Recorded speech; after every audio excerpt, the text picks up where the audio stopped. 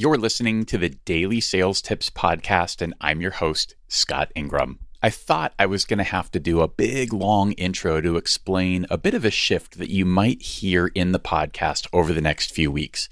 But my friend Jack Wilson from Cinch IT basically did that for me as an inclusive part of this tip. Check it out.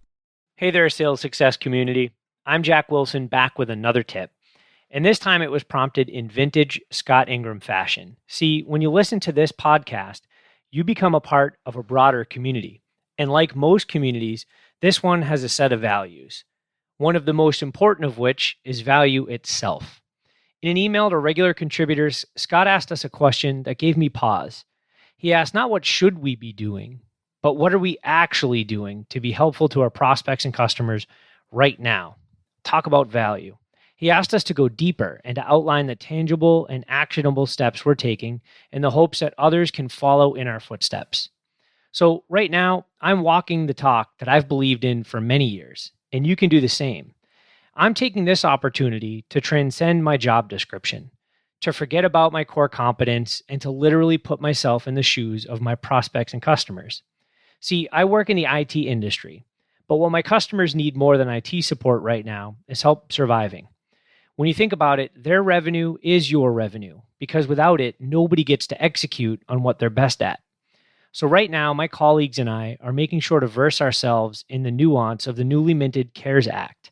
Who can apply? What are the criteria? And how can our prospects and customers prepare reports and documentation to act swiftly?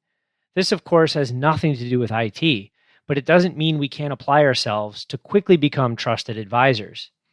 You've probably seen a multitude of webinars offered by major HCR companies, and your inbox is most likely flooded with newsletters about this very topic.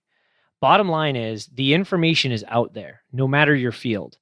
More importantly, realize that your customers might not have the time or the mental clarity to do the same. So curate the information for them and deliver it in a concise and actionable manner. When the dust settles or the smoke clears or whichever cliche applies best to a pandemic finally subsiding, how will your prospects and customers remember you? If you do this, then the answer will be you're the one who helped them survive. Better yet, hopefully you help them thrive. If you haven't yet listened to it, switch over to the Sales Success Stories podcast. In the most recent bonus episode there, I shared Jack's presentation from last year's Sales Success Summit on moving your margins, the impact of minimum viable habits. It was the most highly rated presentation by those who were in attendance. Check it out. We'll have links for you as always at dailysales.tips/447. Then be sure to come back tomorrow for another great sales tip. Thanks for listening.